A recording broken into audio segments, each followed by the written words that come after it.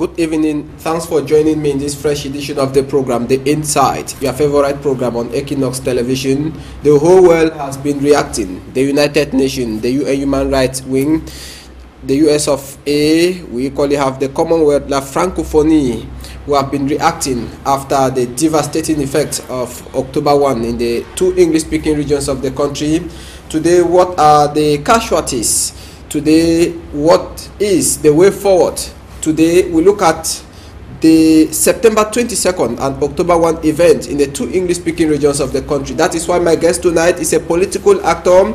She has been on the ground since the event started, and even since last year when the Anglophone crisis started. She's somebody who has the statistics. With her, we shall be looking at this and more, and even the solution to the Anglophone crisis today. I will be right back.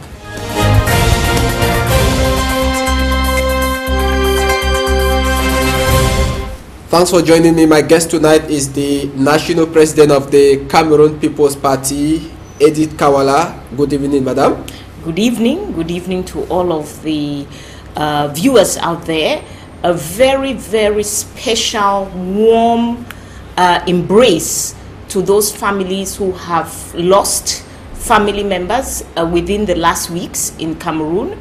A very special, warm embrace to the hundreds who are detained as we currently speak, and a warm embrace to everyone in the northwest and southwest regions, because everyone has suffered trauma, has really suffered trauma over the last few weeks. Now, you have been on the ground since the two incidents on September 22 and October 1. Tell us the situation on the ground. The situation on the ground, as you know now, we can say dozens of dead. We do not have an exact figure. We have had one NGO produce a list of 26 names. We have had various other sources confirm at least 19, 20 names. Many people are saying there are over 100 dead. Why are they saying this? They are saying this because people ran into non-inhabited areas. They ran into the bushes. Some of them ran being wounded.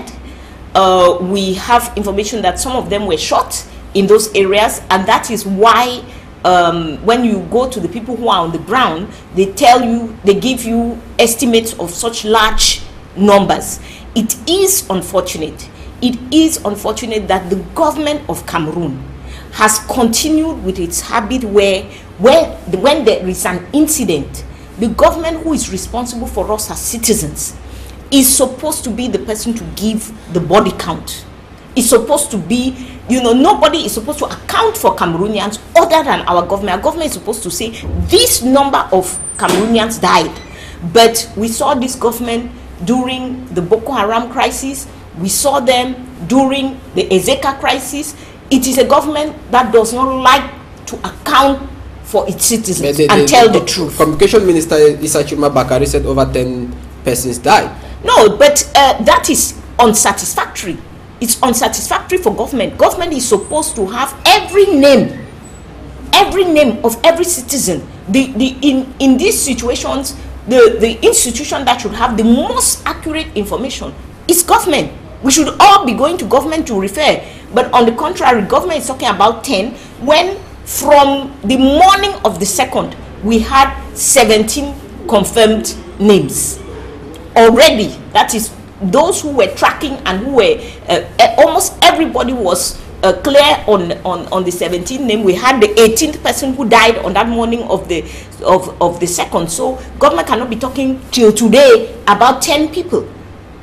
So what is the situation on the ground? We understand you have been advocating for the release of several persons who were arrested. I think aside from those who have died, there are people who are in very dire situation. Number one is the wounded. In many cases, we are getting reports of wounded who are many wounded did not receive treatment immediately, so that endangered their lives. Two is that we have wounded who have been kept away from their families. They are in hospital, they are being guarded, family is not having access, lawyers are not having access. This is unacceptable. Many other detainees are not having access to legal assistance. Lawyers are there, they go, they are not able to get the statistics from those who are detaining to know how many people are being detained. What are the names of the people you have detained in this incident? This is incredible, because even somebody who is a murderer has a right to legal defense, not to talk of these children who were on the streets peacefully. So we have already committed an abuse of human rights, and we are adding more by refusing them right to legal assistance. And finally, we have minors who are actually detained and who have continued to be detained. We have one report of a minor as young as 12 years old in handcuffs still being detained till now. We have a pregnant woman. This pregnant woman, to me, it is I think it is inconceivable, it is inhumane, because the Attorney General, state councils, political party leaders such as myself, army officials have all intervened for this woman to be released. And for some reason which we cannot understand, this woman was arrested inside her house. She was not on the street. Where? In Boya. She was arrested in Limbe, and she has been brought to Boya prison. Now, how do you discover that a woman is pregnant, and by the way, she has an 18-month-old child at home? Her name is Sola, and her husband Frank were arrested inside their home. The two of them were arrested, and the 18-month child was left alone. It was neighbors who came and collected that child. So you see, this behavior, even after the incidents of the first, leads you to feel that you are dealing with a completely inhumane government, a completely inhumane system. And they have already abused people's rights, and now they are adding more injustice onto that abuse. This does not all go well. When you do this, how do we build? How do we heal? How do we heal, and how do we build the future? And this is why I think we'll be discussing for the Cameroon People's Party, now more than ever, the political transition we have been talking about must happen in Cameroon, because there is no way with this current regime that we say we can build any future together. How many have you secured their release so far? Have they been able to? There have been people released. Once again, we do not have exact numbers, because there are lawyers who are working in Boya. Boya has the largest number of cases right now that we have been able to identify. There are lawyers working in Bamenda, in Mamfe, and we don't have a compilation of all of the numbers. And as I said, the courts and the forces of law and order are not providing statistics, which is also unacceptable. When you arrest people, you account for those people, and you should be able to tell a lawyer, I arrested 20 people or I arrested 100 people. They are behaving with the lawyers as if this is some kind of secret. No, every Cameroonian, by Cameroonian law and constitution, has the right to legal assistance when they are arrested. So this behavior is is not enabling us to have correct statistics, but the detainees are in the hundreds of detainees. Boya alone, the estimation is over 200 detainees that were held in Boya. Some have been released, but still Boya is reporting over 100 people who are being detained. When you were with army generals and those who parade the corridors of power in Boya and other areas trying to advocate for the release of these persons, what did they tell you was the reason for soldiers shooting with live bullets on the protesters? This again, we are really, and I think I want to address myself to those who are doing the shooting. We should remember that today we are in a world where you are personally accountable. You are personally accountable. If you received an order which is against Cameroonian law, which is against the international conventions that Cameroon has signed, then you become personally liable. We have had no explanation. Government officials are either lying, either they tell you that no, they had given the order not to shoot, but it is some recalcitrant soldiers who shot. But this is not true. This is not true due to the number of cases, the way that it was systematic. People were shot in Bamenda, they were shot in Manfred, they were shot in Boya, they were shot in Akwaya, they were shot in Ikiliwindi. So it cannot be that you gave orders not to shoot and yet people were shooting throughout the two regions that were concerned. One. Two is that if that had been the case, then now you will be taking very good care of those who were shot, because you as a government did not order for them to be shot. But government is not. Government is playing a hiding game. Some of we have reports of soldiers shooting and then hiding the corpses. That is what led to, for example, on Friday in Boya, Thursday or Friday in Boya, 4 corpses being found. You know, I do want to say to the Cameroonian public, to those in the diaspora who may listen to us, please, you also do not inflate figures and put on the internet. This makes the work very, very difficult, because when we are confronting government, we need to be confronting them with correct facts, at least those we have been able to verify from the ground. When people have put on the internet that 100 bodies were found in Bamenda, Kumbo, 60 people were killed, these are not factual elements, and they put us in a difficult position when we are trying to pressure and when we are trying to advocate, because government says, yes, you people are lying, because they now lump all of us in. Of course, they are doing that because it's convenient for them. But it is important for us to keep the proper statistics, even for history, because government is not doing it. Those of us who are on the ground, those who are working, the lawyers, the religious people, the NGOs, the political parties, we need to keep correct statistics so that we'll be able to tell the proper story of this period in our history. Now, did you expect such a manifest or a protest to occur on September 22? That's the first. The second, on October 1. Did you expect such a protest to in Cameroon today? And what could be the contribution of those in the diaspora? You just talk of the persons in the diaspora and the internet today.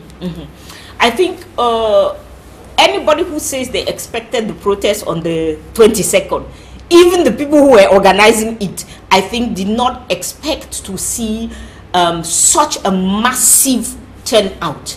People actually turned out throughout in almost every little town and village in the northwest and southwest regions, and we also saw, this is very important, on the 22nd, the army behaved with restraint.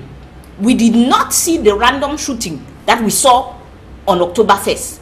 On September 22nd, we had very few casualties. That is where you can say that you had recalcitrant soldiers who did not follow orders. The army, the forces of law and order clearly had orders to restrain themselves. And we saw people came out, marched peacefully, and went back to their homes peacefully.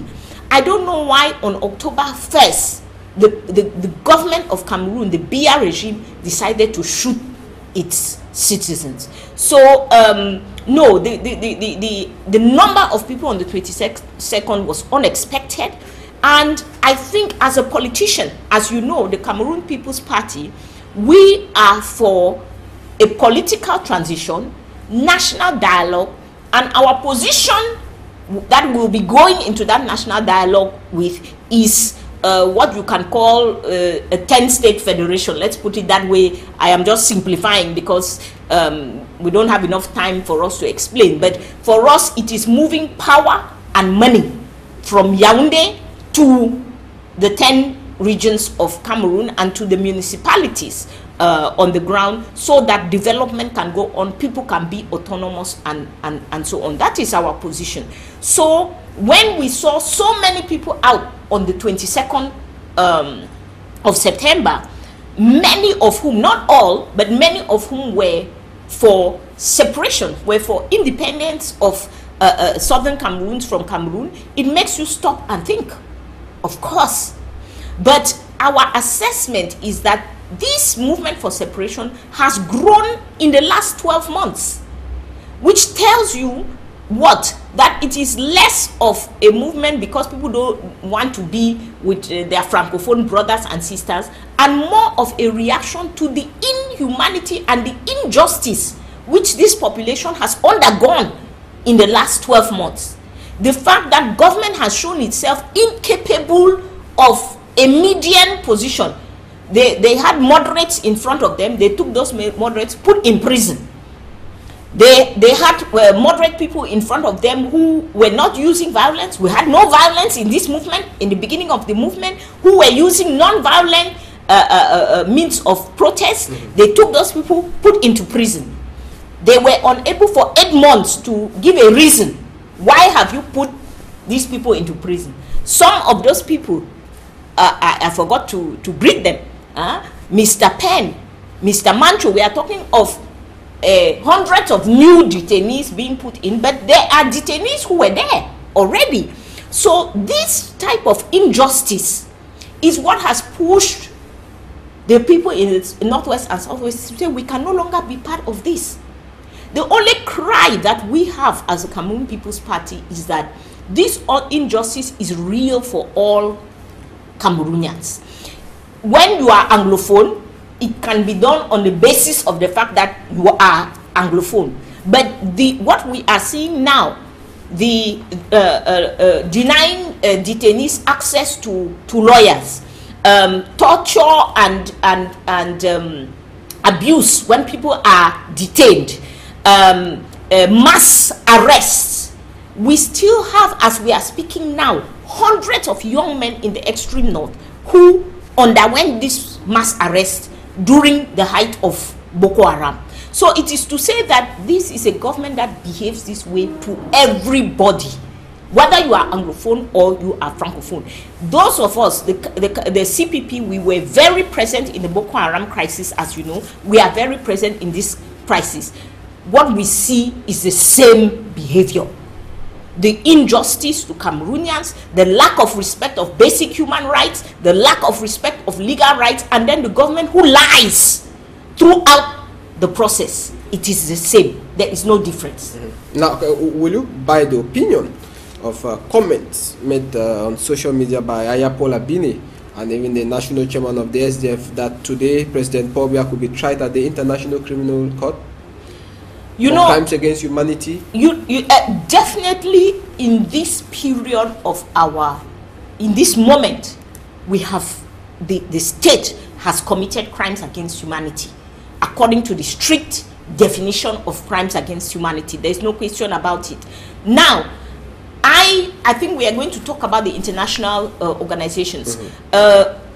Personally, and at the level of the CPP, we are much more reluctant to go running to these international organizations, because when we look at their track record, when we look at them in Cote d'Ivoire, when we look at them in Syria, when we look at them in Iraq, and so on, they do not have the best track record.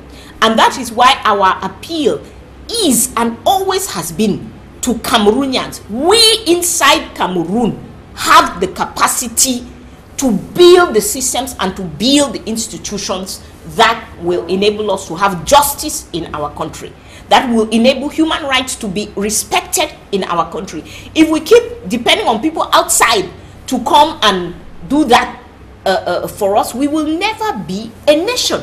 So we need to look at how it is that we are going to set up the mechanisms right now.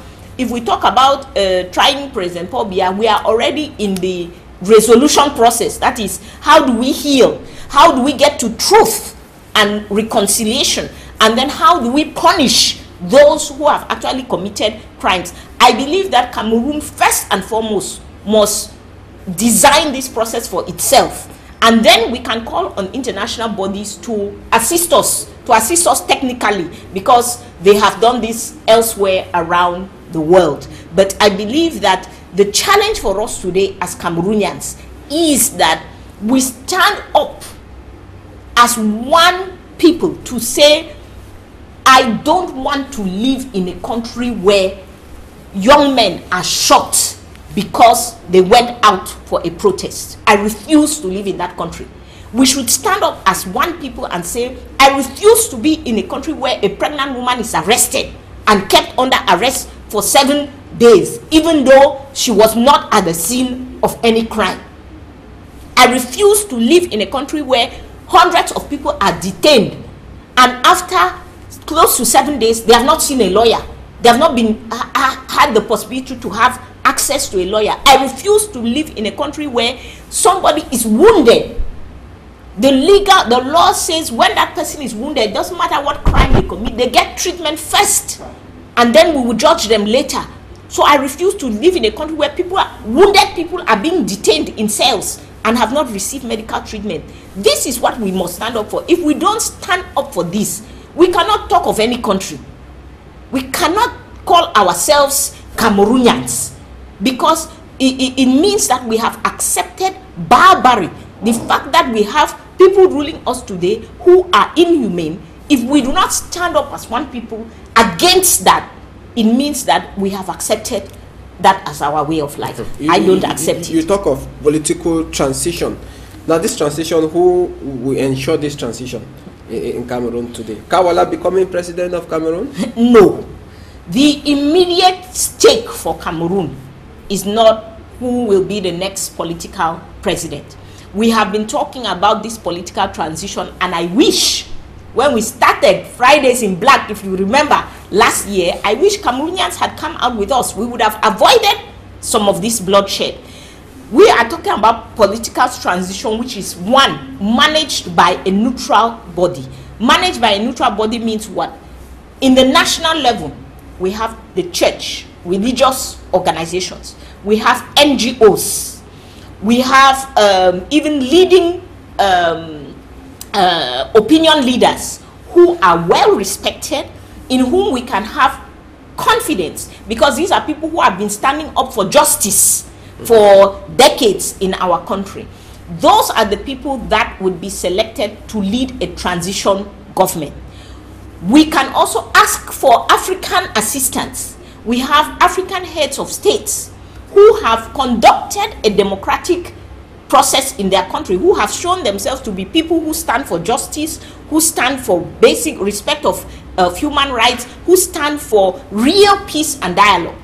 These are the people who can help us to conduct the political transition. Step one of that political transition is national dialogue. Now, when we say national dialogue, because now dialogue is in the air, everybody is talking about dialogue.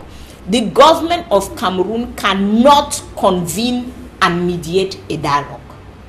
Let me repeat that. The government of Cameroon, in the current state of affairs, the Biya regime, cannot convene and mediate a national dialogue. So there's need for a third party. That is a third party I'm talking about. So that is why I'm talking about within the country, religious institutions, opinion leaders, human rights defenders, whom we all respect. Who appoint them? Outside will it not be the government to still appoint No. Once we talk about national dialogue, it means that we sit around the table, the current regime, the political parties, these religious organizations, and we make proposals and come to a consensus on the few people. It's not a government of 100 people. We are talking about 12 to 15 people who can lead us through this process. We have national dialogue. We have during that national dialogue, we are talking about what? One, the identity of the state. The identity of the state means we must discuss the Anglophone problem. We are talking about the identity of the state as concerns also the other parts of Cameroon. We are talking about the form of the state. That means, are we going to be a federation? If so, 2 states, 10 states, 4 states? Are we going to be 2 separate states? And for the Cameroon People's Party, those who are for separation must be at the table. They have shown themselves in the last few months to represent a significant number of Cameroonians. If we try to say, oh, the way government is saying these are terrorists, and we want to keep them away, then everything we are doing will have no point. Okay, everybody must be at the table. Yeah, we shall be coming back to those solutions to the Anglophone crisis in the later part of this program. Let's now go to the machines and meet our reporter Roland Akong. He caught up with a political analyst who of course gave his own side of the story as far as he saw the 2 events that happened in the 2 English-speaking regions of the country on the 22nd of September and 1st of October. When we come back, we shall continue discussion with our guests. October 1, 2017 was pregnant with incidents and events unprecedented in recent memories in Cameroon. In the northwest and southwest regions, brutal confrontation between security forces and the population, peacefully marching with determination to make their feelings known about their country. And in the other regions, CPDM supporters calling them terrorists and secessionists, calling for restraint and dialogue. Critics consider the events in the other regions as grandstanding and void of intense reflection. To learn more about the incidents and events which are attracting different reactions, we approach a historian, political scientist to get his own reading. Yes, it has been a manifestation to attract attention to say we are Cameroonians, but we do not live in Cameroon like others should. We have had parliamentarians east of the Mongo, let me say, much. In Garwa, in Marua, in the east, people are marching to say no to secession. I equally say no to secession, but they should equally add no to unnecessary declarations which radicalize the people. If Cameroon is one and indivisible, it is like a body. If one part of that body feel pains, it is the entire body who should be feeling the pains. Therefore, if the peoples of the northwest and southwest regions have overtly expressed their frustrations, Cameroonians should feel the frustrations. It is a Cameroonian frustration. One must not be a political scientist to know that the degeneration in the northwest and southwest regions follow years of callous mistreatment and discrimination in many forms. Our occasional expert agrees that reunification has not evolved into integration. We should be against all those extremists who want to burn down public buildings, who want to burn down the flag, who want to burn people's houses and burn students and prevent students from going to school. I consider those ones another bunch of extremists. But in the central government in itself, there are hardcore extremists who do not want to accept that there is a problem. I say they even dare challenge the President of the Republic, who overtly accepted that there is a crisis and that solutions will be provided. Zengwa recalls that there are laws and institutions concerning the reunification of Cameroon changed in subsequent statutes, not for legal but for political reasons. All available evidence also point to the lack of dialogue as another problem. Since independence till today, there has never been any dialogue in this country. Never been any frank dialogue amongst Cameroonians. I think and I recommend that the current crisis is a test of patriotism. It is a test of citizenship. It is a test of inclusiveness. It is a test on peace building. Cameroonians should come together and sit eyeball to eyeball and underline where the problem is and where the solution should come from. Increase dialogue and create an inclusive approach to national issues is the appeal from our occasional expert.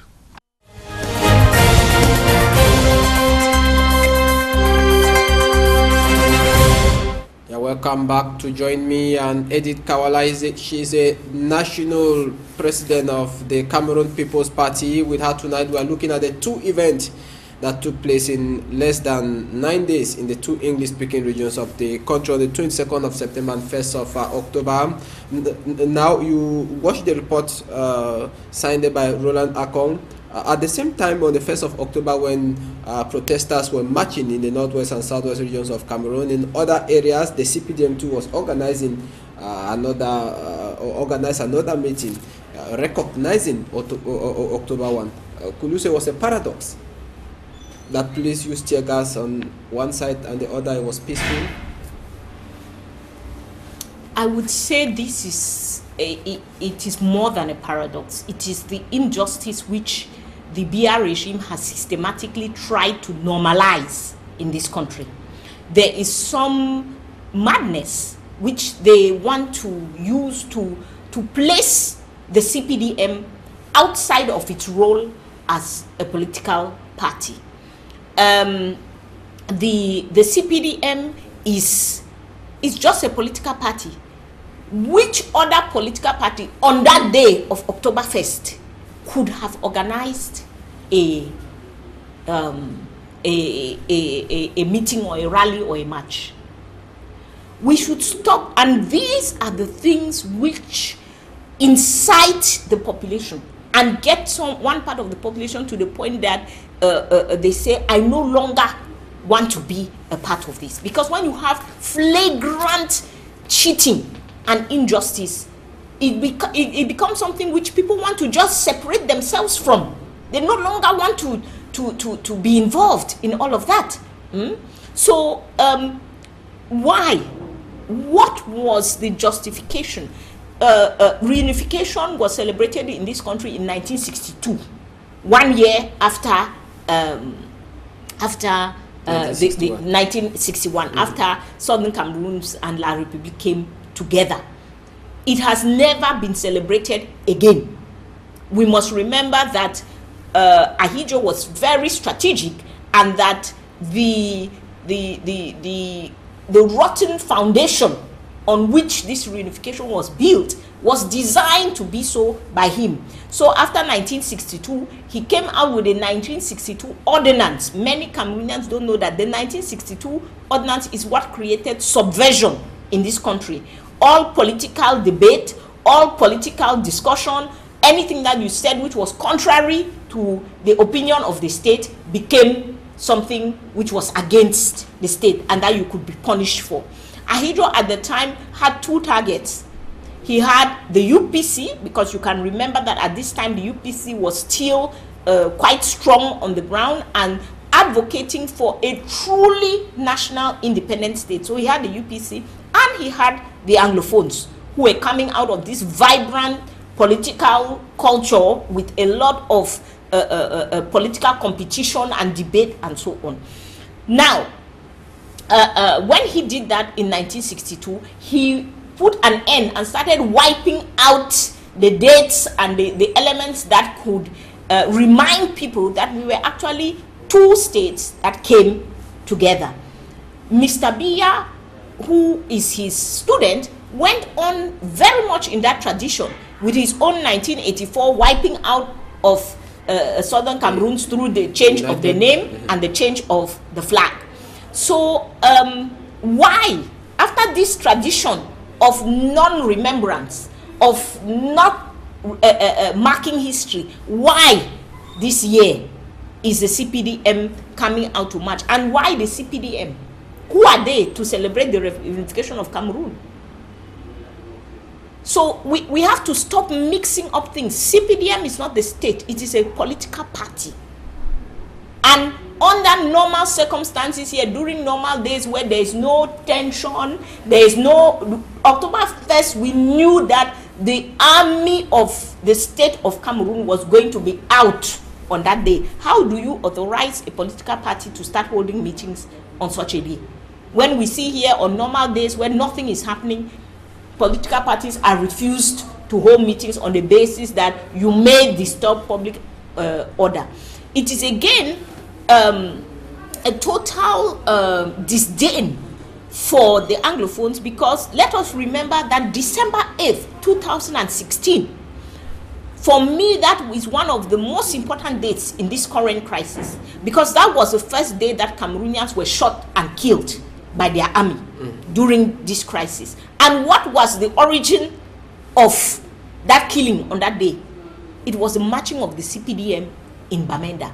So if you have total disdain for the people and allow people again to march on another day, it means you have disregard for their lives. It means you do not consider them to be citizens, and you don't consider that you have to ensure the safety and the security of everyone. All right, now can we say today that the entry of the international community has been a turning point in the crisis today rocking the two English-speaking regions of the country? Let's begin with the United Nations. After sending a release on September 28th warning authorities and even protesters that they should be peaceful, and authorities that they should want military men not to shoot. After the October 1 massacre, they came back and sent another communique that there should be dialogue. When you read the communique of the UN, you really see the United Nations coming as a third party to solve this problem. No, definitely not to solve this problem. I think Cameroonians, and this is where I feel that those who are for separation in leading the people who follow them, they lied to them, because they told them that the UN will come in, UN troops will come in, and the UN is going to come and save them. This was a total and complete lie from day one, because that is not the way the UN functions. You have just described the way the UN functions. The UN functions, one, they did not come into the crisis in September. They have been in the crisis since early this year, because the regional, the Central African representative has made 2 visits to Cameroon and put out communiques. And that is what the UN unfortunately does, is that they assess a situation and they put out a communique which they hope will put pressure on the parties concerned.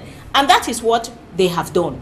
Until right now, the situation in southern Cameroon has not yet become one that has gone to the agenda of the Security Council, of the UN Security Council, where you may now be considering further action beyond communiques. But what the UN does is to send out communiques. That is why, for the CPP, we suggest that Cameroonians should not be waiting for international bodies. The way the international community is set up, they are set up to not to be proactive, but to be reactive.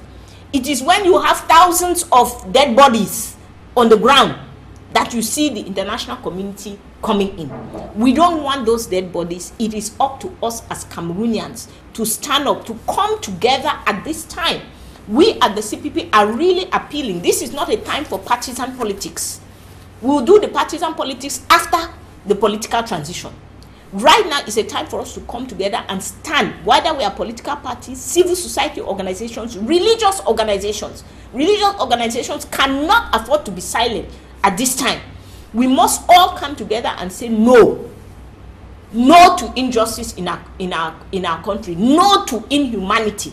No to any action which jeopardizes the lives of Cameroonians. And yes to a political transition. Yeah, religious leaders came out just 2 days ago. Yes, the Bamenda diocese. Yes, we bishops of the Bamenda ecclesiastical province. Yes, so we are sorry, the ecclesiastical province, not the diocese. So we are very grateful for that letter from the bishops, because it is the right kind of attitude. This is the second letter the bishops are writing. And they provided a lot of information. For some of us who had been tracking information on the ground, the bishops confirmed a lot of the information that we had gotten on the ground. So I think they are doing their job. These are their sheep. They are shepherds, and they are doing their job in trying to ensure the safety and security. However, it's time for them to go beyond. It's time for them to go beyond communiques as well. At this time, when a country is in jeopardy, all actors must come together.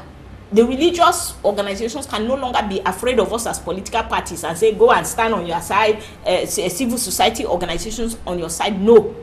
To save our country, to stop any further killing, and to begin healing, because I am very afraid of what the government has done and the trauma that has been put on these 2 regions. can push people to even further extremes than what we have seen, and can endanger themselves and the country further. Also, if we don't stand up to this government will feel, we are hearing the government representatives all over the media trying to justify, instead of apologizing, instead of saying we made a mistake, we broke the law, and this is how we are going to fix it. They are trying to justify their actions, and they are lying to us.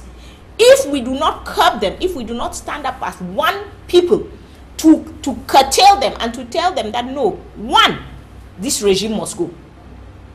It has killed Cameroonians. It has put the unity of Cameroon into jeopardy. It must go. Two, we must have a political transition, and this is the way that we are going to manage that transition. If we do not come together as all political parties, civil society organizations, and religious bodies, and concerned citizens. I am receiving messages from Cameroon, from Cameroonians. Oh, Madam Wallah, I'm very concerned about the situation. Oh, Madam Wallah, I'm very worried about the situation. This is no longer the time for concern and worry. It's a time for action. Join a group. Join us at CPP. Don't like CPP, join us at Stand Up for Cameroon. You don't like Stand Up for Cameroon, join another group. Go to your pastor, go to your priest, and create a working group, and let's come together to save our country. That is the hour where we are. So you think the outing of the international community will have no impact? I think Cameroon. It is La Francophonie, which calls for school to resume, condemns violence and calls for dialogue. The Commonwealth calls for dialogue. The United Nations Rights Group calls for dialogue. But the United States of America, in the first statement of its outing, was very hard on the Cameroonian government. Yes. Do you see Donald Trump having an interest in what is happening in Cameroon? I doubt. So I think that we should understand diplomacy for what it is. These statements are good and they are useful. We, the CPP, we provide information to many of these international organizations, and we request, along with many other Cameroonian groups, for them to put pressure on our government. So that is normal diplomatic action, and it must continue. It has its impact because the government of Cameroon, especially the BR regime, is sensitive to its image in the international community.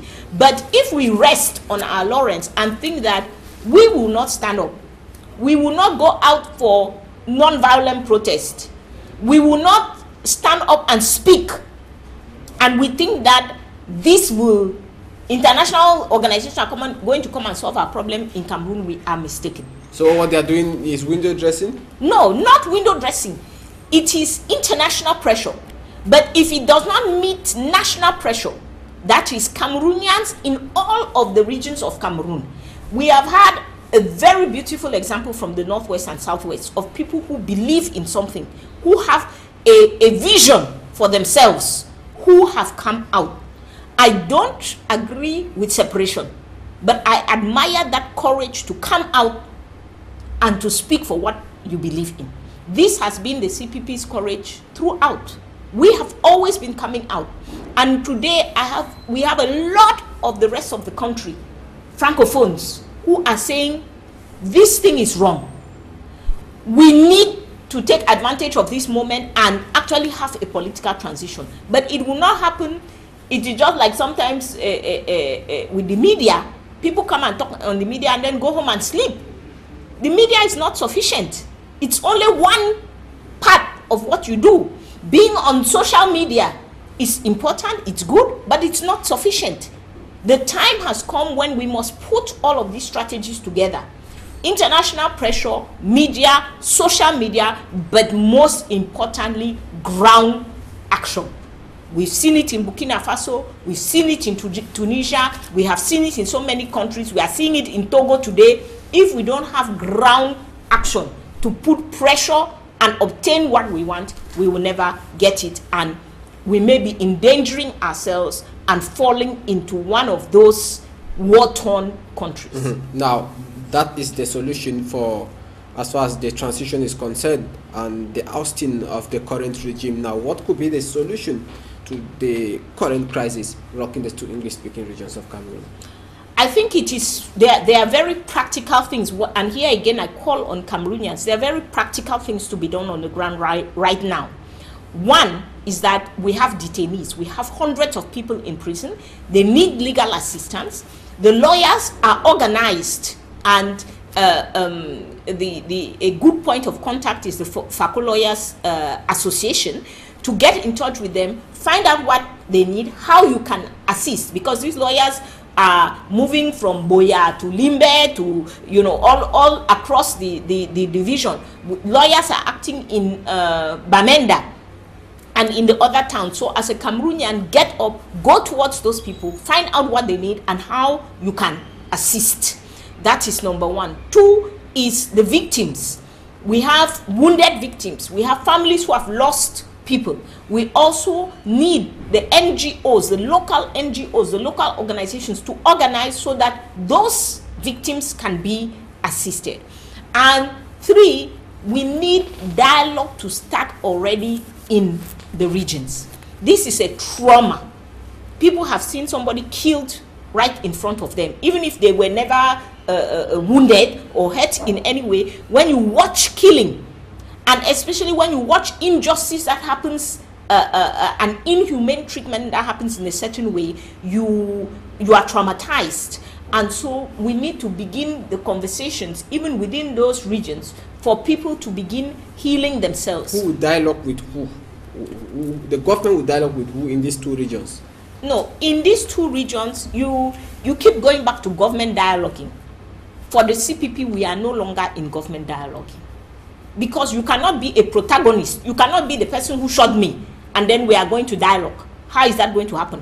You are going to come. We saw the way that government organized dialogue in the beginning of this crisis. You are going to come, you are going to tell me who should talk, you are going to tell me what we should talk about, and you are going to tell me which aspects you are going to treat and which aspects you are not going to treat. No, that is not dialogue. And we are no longer there. Okay. I'm talking about the churches, the NGOs, and so on, beginning to gather the people in the northwest and southwest for them to begin to express themselves with regard to the trauma that they have lived, but also with regard to their future.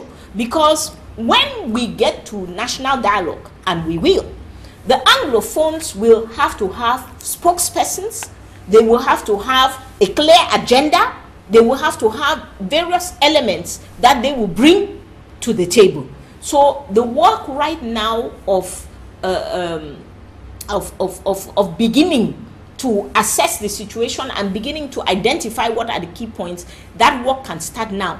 The only thing we are asking of the government is that don't disturb people now. Because the tendency of government will be that when people are meeting, they come there and say, no, you are not allowed to meet because of, no, you cannot do that. It is the abuse of rights which has taken us to here. The Constitution of Cameroon says, I have the right to my opinion. I have the right to meet. I have the right to assembly. I have the right to form a group. So we must respect those basic rights to get people back to normal. Okay, so that's the solution to the Anglophone crisis, EDITH Kabbalah. Right now, those are the immediate things. Take care of the detainees, take care of the victims, and begin discussing with the population. Begin preparing for national dialogue. Final point is reach out.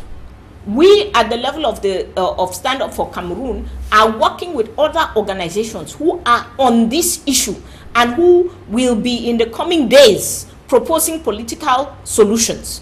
We should not go as Anglophones on one side and Francophones on the other. We will not win. Let us come together. We have one common thing to do together. Whether you are a separatist, whether you are a federalist, whether you are for unitary state, today it is in all of our interest to have political transition. The outcome of that political transition, you will enter the political transition with your own opinion. I will enter with mine. And the outcome will be what we have decided in consensus. All right. Okay. We've come to the end of the program. It's been too short. It has been. This is a fundamental issue. And it is, I think, if you take the top 3 crises in Cameroon history, this is amongst. So it is something which is we should not get tired of talking about it. Cameroonians should not get tired of hearing about it. We need to do the work to rebuild our country, to refound our country, so that we can go forward to the future which is ours. We deserve a peaceful, prosperous, and just country. We need to do the work to build it. All right, EDITH Kawala, you are the national president of the Cameroon People's Party. It was a pleasure being with you. Thank you. It was a pleasure to be here as usual. It was equally a pleasure being with you in today's edition of the program, The Insight on Equinoxe Television. If you did enjoy the program, take our rendezvous there for next week, Sunday, same time, 6:30 p.m., same channel, Equinoxe Television. You can equally have us on YouTube immediately after this program. After 30 minutes, will be available on YouTube. Thanks for watching. Good night.